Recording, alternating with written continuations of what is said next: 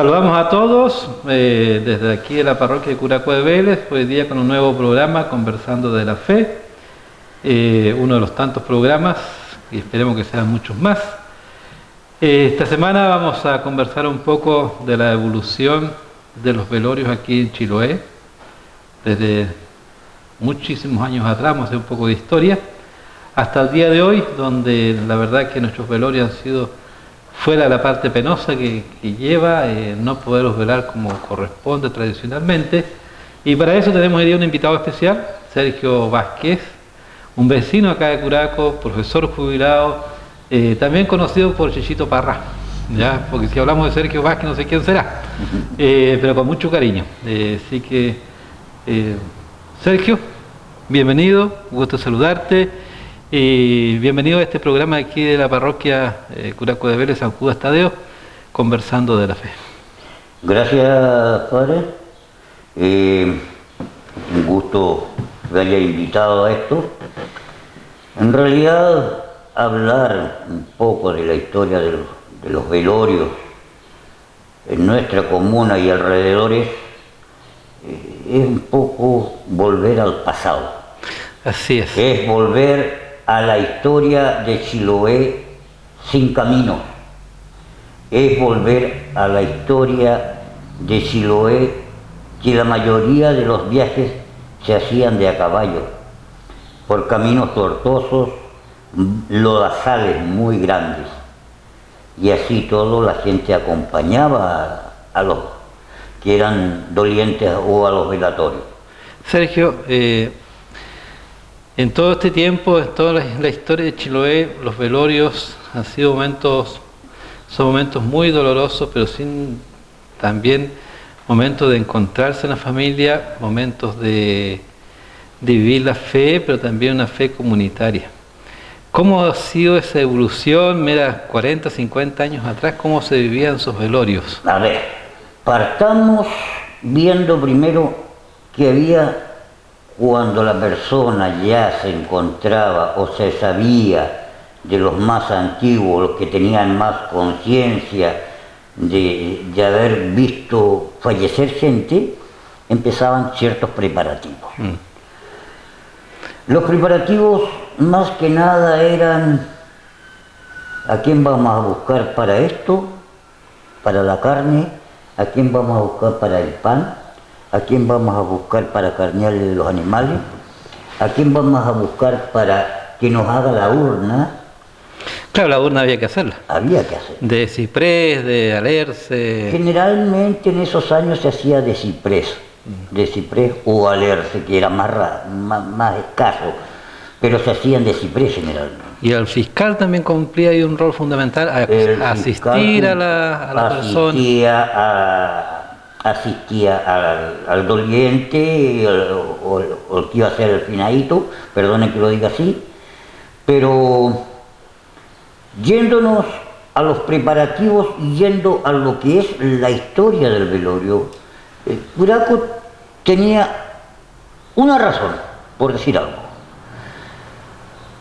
Si salgo un poquito de la comuna, Achao tiene otra, y si me voy hacia Quinchao a ver otra. Y Dalcahue otra. Dalcahue otra. El sistema de rosarios similar, pero en el sistema de cantos es totalmente distinto. Volvamos a lo que es el velorio. La persona fallecía, por decir, hoy. Y si fallecía generalmente en la tarde o en la amanecida, ya iban a buscar a la persona que tenían designada para hacer la urna. Mientras tanto, al doliente, o al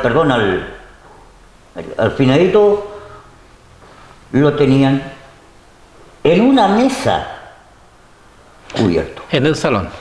En el salón. En una mesa en el salón. Una vez hecha la urna, la cual trabajaban 2 o 3 personas, recién la ponían ahí.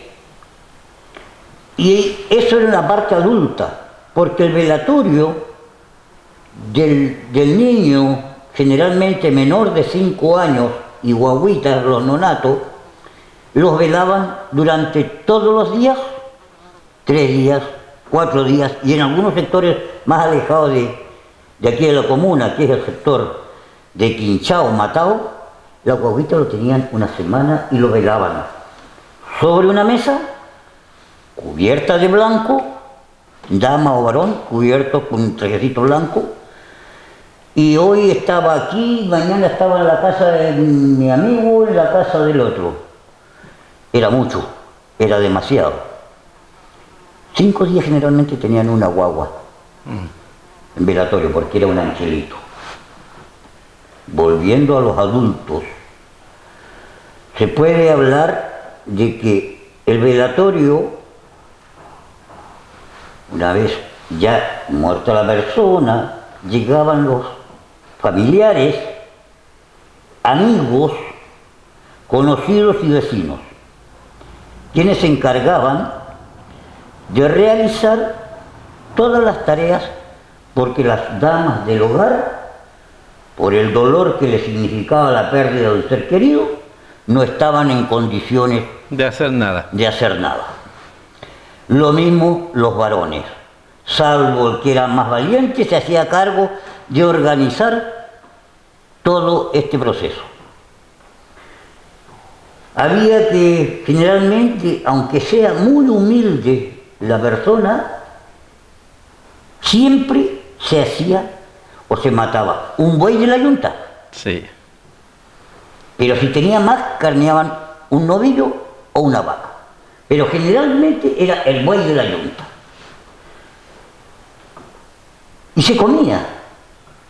¿Por qué? Porque daban comida las 2 noches de velorio y daban comida los días después del rezo. Claro, pues después había la novena. Venía la novena. El rezo salía de cuerpo y la ¿Y novena. por qué se daba comida si no era necesario? Es que mucha gente llegaba, como lo dije al comienzo, de a pie, de a caballo, y te llegaban a acompañar. Y estaban toda la santa noche. Para no pasar tanto frío, se hacían turnos, se cambiaba la gente dentro del velatorio y otros se iban a las cocinas fogones, A donde se estaba cociendo el pan. donde se estaba cociendo el pan al horno, Pan al horno. horno de barro, donde se estaba cociendo la carne, o si se había cocido la carne, la gente se iba a calorar. Acompañado de chicha y manzana. Acompañado de chicha tibia de manzana. Y algunos le ponían un cedroncito, otros le ponían una mentita, y si eran más pudientes, le alcanzó para haber comprado unas naranjitas, le ponían cuesco de naranja o cuero de naranja. Volviendo nuevamente a lo que es la parte velatorio, se puede hablar de que la gente que iba al fogón, aparte de tomar su chisita, iba a calorarse, donde el fogón nunca estaba apagado y siempre había leña, pero no leña común y corriente, era leña de raíces, de troncos de arrayanes, que da una caloría tremenda, que era parte de las brasas que se ponían también, porque da mucha brasa, se ponían al horno para cocer el pan gigante de horno. Exacto. De esa forma se hacía todo lo que era el velatorio. Pasaban los 3 días, se sepultaba la persona y empezaba el novenario, donde también se daba comida, porque la gente llegaba desde muy lejos. Las distancias eran grandes. Entonces, por decir, yo no tenía buen camino, pero vivo en Güenao y quiero trasladarme al sector de Chuye, tenía que atravesar, venir todo eso. 2 horas de camino, 3 horas de camino. 2 horas, 3 horas de camino. Y los que vivían más cerca se iban a sus casas, alumbrados por un farol. Un farol, los tolinos de... O la botella que le ponían la vela adentro, la cual se le cortaba el fondo con un alambre caliente. O usaban el manojo también de linaza. O usaban... Bueno, es que en algunos velorios o en algunas casas antiguas alcancé a conocer el chonchón. El chonchón. El chonchón que alumbraba, que era la papa grande socavada y se le ponía un pabilo con grasa, cera, y los que eran más pudientes compraban parafina. Parafina.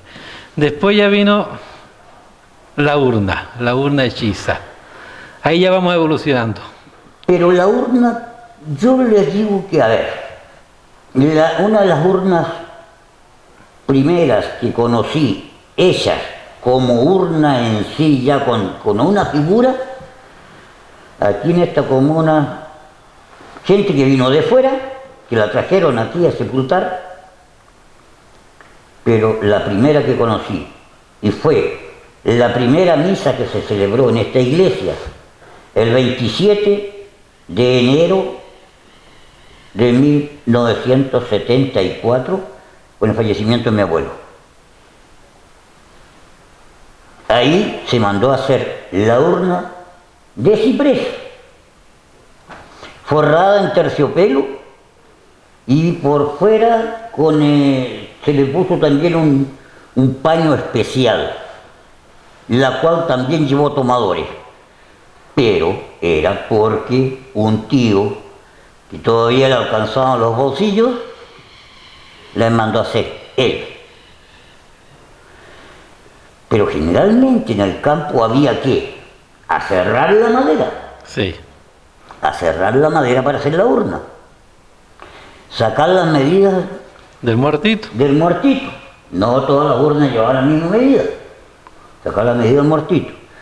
Y cuando se traían, generalmente, a esta iglesia, que era, estoy hablando del contorno aquí, Huenao, Choya, La Planchada, incluso algunos sectores de Quetro, que no iban para San Javier ni Viera, se traían para acá, en carreta, hasta la plazuela o alguna parte baja de Quebraco, y de allí se traían a pulso, y había una persona encargada de llevar la silla. En los descansos. Para el descanso y el cambio de ayudantes. Entonces una persona iba con una, y esta persona porque lleva la silla. Claro, era para que ponía la silla, afirmaban un poco la urna y ahí hacían el cambio. Porque cuando no tenían tomadores, arropado con un paño, generalmente era un paño que iba debajo, lo cual le hacían un tomador. Claro. Porque no tenía asideros para los lados. La historia va evolucionando, va cambiando, vamos avanzando en el tiempo, ya empiezan a llegar las urnas que uno va comprando. Y ya no es lo mismo. No, no es lo mismo. No es lo mismo. La gente se empezó, o sea, bien por el progreso, se empezaron a hacer caminos, ya la gente no se quedaba toda la Santa Noche como era, o te acompañaban 2 o 3 días. Ya iban por media tarde, máximo hasta las 2 de la mañana. Muy poco los que quedaban. Muy poco los que quedaban. Los dolientes amanecían. Que hoy seguimos evolucionando, hoy día ni los dolientes se quedan. No, porque hoy día están los salones velatorios, allí Salones velatorios. se cierra a las 12 de la noche y Claro. nos vamos a nuestras casas. Cada uno va a su casa. Y así también se ha perdido la parte, digamos, de convivencia familiar. De convivencia familiar donde generalmente se encontraba la gente, amigos, parientes que no se veían mucho tiempo. Era el momento Era un momento para encontrarse. para encontrarse. Mire en la situación que nos encontramos. Mire lo que vemos. Y hoy, con todo esto, con todo el famoso pandemia que tenemos, mucho menos todavía los velorios, que muchas veces no tenemos tiempo ni para velarlo. Entonces la evolución que hemos tenido en los últimos 10, 15 años a lo mejor, ha sido muy rápida. Ha sido muy rápido. Muy rápida. Ahora, si vuelvo un poquito atrás, yo no sé si me voy a meter en otra cosa, pero después de los velorios también venía el recordatorio del año de fallecido. Sí. A lo mejor le toca a otra persona conversar sobre esto. Pero había un recordatorio que la gente hacía un rezo con un santo en especial. Y generalmente se hacía un novenario. Se hacía novenario, con un santo en especial como recordatorio. Acudían aquí a un santo que era San Francisco, que era de una familia Soto, que después posteriormente se fueron a vivir a Puerto Montt y se llegaron al santito. Y habían repiques en el campo, en el recordatorio del rezo. La gente se sabía que era el primero, el segundo o el tercero. ¿Y cómo lo sabían? Disparaban con una escopeta al aire.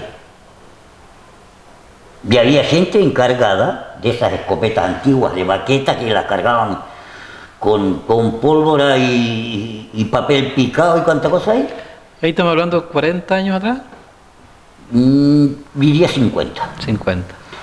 50 años atrás. Y yo conocí gente que era la encargada de dar los tiros.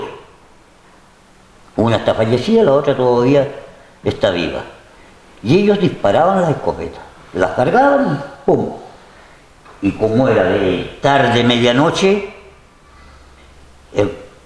la tranquilidad aquí, que no es hoy día con los vehículos, se escuchaba. Tocaron el primero, vamos a rezar donde el finado que hoy día cumple un año. Tradiciones que también se han ido perdiendo en el tiempo. Y esas son cosas más o menos. Yo te podría decir que también no lo alcancé aquí, pero sí lo vi en otras ciudades cordilleranas que estuvieron ligadas a Chiloé. Las distancias son mucho mayores. Mucho mayores. Mucho mayores. Yo estoy hablando de la zona de Frutal del Sur. Y la gente allá te acompañaba hasta el cementerio a sepultar al finado, y afuera del cementerio, cuando tú salías, te esperaban con un asado y pan. Afuera del cementerio, una vaquilla completa cociéndose ahí.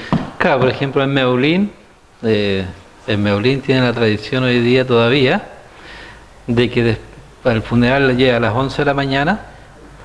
Después toda esa gente que estuvo en el funeral ni siquiera se le hace recuerdo, sino que se van todos a almorzar a la casa del difunto. Bueno. Y ahí se quedan porque después de la noche está el rezo de salida de cuerpo. Claro. Son tradiciones distintas. Tradiciones distintas. Parte de eso también se vive en Lilín. Parte de eso se vive en Lilín. Después del funeral, toda la gente que asistió al funeral va a comer. Como en otra isla, una vez acompañé a una familia en Teuquelín. Y nos comimos en la casa antes de salir del cuerpo. Y antes, cuando íbamos a estar por salir del cuerpo, yo veo que dan todas las sillas y las bancas las colocan patas para arriba. Todas las colocaban al revés. Y yo dije, ¿qué estará pasando acá? Y claro, después averiguo, es para que el alma no tenga dónde sentarse. Y cuando sacaron el cuerpo afuera de la casa, la colocaron en un descanso de una silla, ya había una persona buscada y lo llamó hacia a todo pescuezo, llamándolo, vamos al cementerio. Y lo llamó 3 veces, afuera de la puerta, a mitad de camino de su campo y cuando ya iba saliendo de su campo. Tres veces lo llamó para que se vaya, no se quede en la casa. Son tradiciones. Claro, son tradiciones. Hay otra cosa que se me había pasado también, se me había olvidado.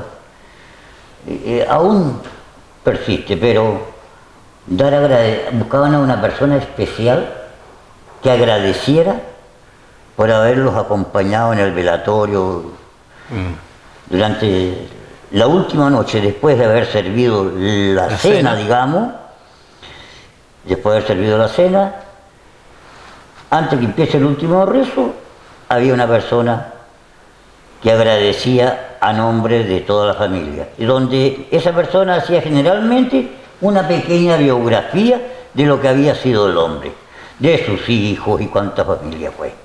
¿Cómo ves hoy día, Sergio, esto ya para ir de a poco cerrando el programa? Es un programa que daría para mucho más. Mucho más. ¿Cómo ves hoy día esta evolución?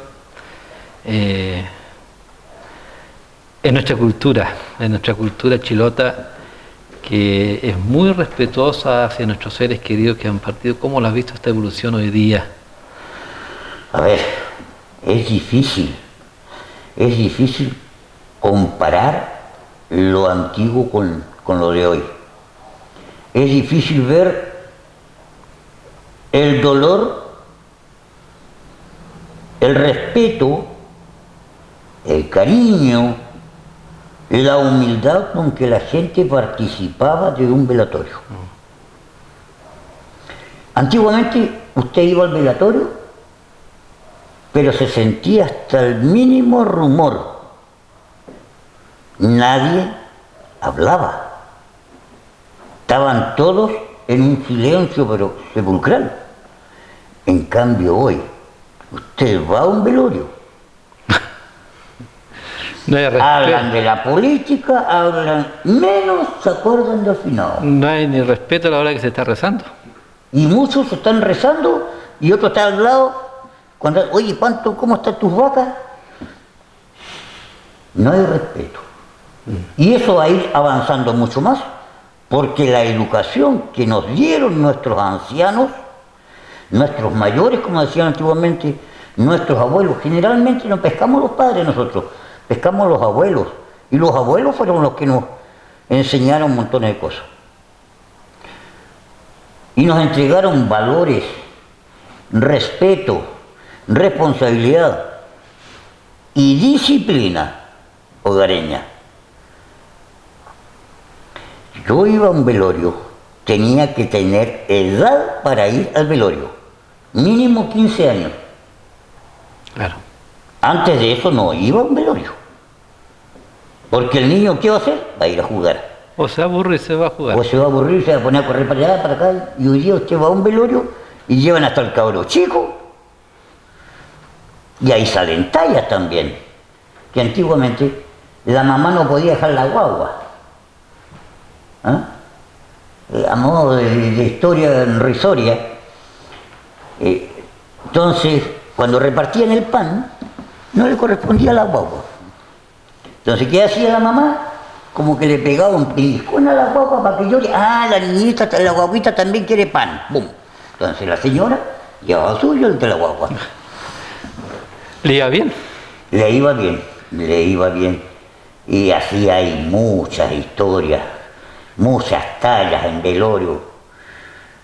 Por ejemplo, con todo respeto, un día ya se recibió el pan, estaba en primera fila y viene el de atrás y le pega al pan. Y el pan sale rodando por allá y pasa debajo de la urna, el otro gateando va a ir a pescar el pan. Personas que están vivas, y yo las vi, están vivas hoy día. Tallas que se hacían en el velorio. Se hacían también tallas, sí. También se hacían tallas. Otro que llegó una vez a un velorio con un tío que una noche. Para decir que era el brujo, ¿no? Claro. Pobre tío que lo quemaron, Sí, el pobre seguramente. tío que lo largó. No había luz. ¿Qué habían? Velas. Y el tío que adentro asustado volaba y volaba y volaba. Pasaba a traer una vela. Así que ábrale la puerta porque este es mandado. Ay, ni siquiera lo Y mataron. tírenle pan que lleve para que se vaya. Y los perros fuera que se cortaban el cogote para pelearse por el pan. Son tallas que ocurrían. Exacto. Bien, pues Sergio, no sé, algo más que quieras agregar en este, No, en yo este programa. solamente dar gracias por todo esto, que ya lo vi hace días atrás con mi amigo Luis García, y está bueno dar a conocer parte de la cultura antigua a cómo estamos llegando hoy día con esta cultura tan avanzada, pero también estamos retrocediendo en la parte de respeto. El respeto se está perdiendo totalmente, ya sea por la familia, ya sea por los vecinos, ya sea por los amigos. Sobre todo en momentos tan importantes como son la Momentos partida tan importantes como de ese un ser padre, querido. y más aún con esta pandemia que no nos deja ni velar a nuestros seres queridos. Así es. Bien, Sergio, agradecerte tu disposición. Poder recuperar un poco la historia, la evolución de los velorios aquí en Chiloé. Agradecer también a todas las personas y saludar a todos los que van a ver este programa. Seguramente todos los que escuchan este programa les trae muchos recuerdos, los velorios de 30, 40 o 50 años atrás o más, adultos mayores, muchos de ellos tal vez carpinteros que hicieron las urnas y que hoy día ya están tal vez muy ancianitos, pero también un saludo muy especial a ellos que hicieron mucho en nuestras comunidades, carpinteros artesanos que eran con su galopa de metro y medio ahí acepillando las tablas. La galopa y el torito. Y el torito. Entonces eran trabajos muy valiosos y que hoy día la evolución ha traído otras cosas, también buenas, pero también con cartas bajo la manga que se ha perdido hasta el valor y el respeto por lo sagrado cuando es velar a un ser querido. Gracias, Sergio. Gracias a usted por haberme invitado y bueno, estoy disponible a cualquier otra situación que quieran conversar. No soy un erudito, pero sí. Se le hace el empeño. Se le hace empeño. Muy bien, muchas gracias y muchas bendiciones para todos.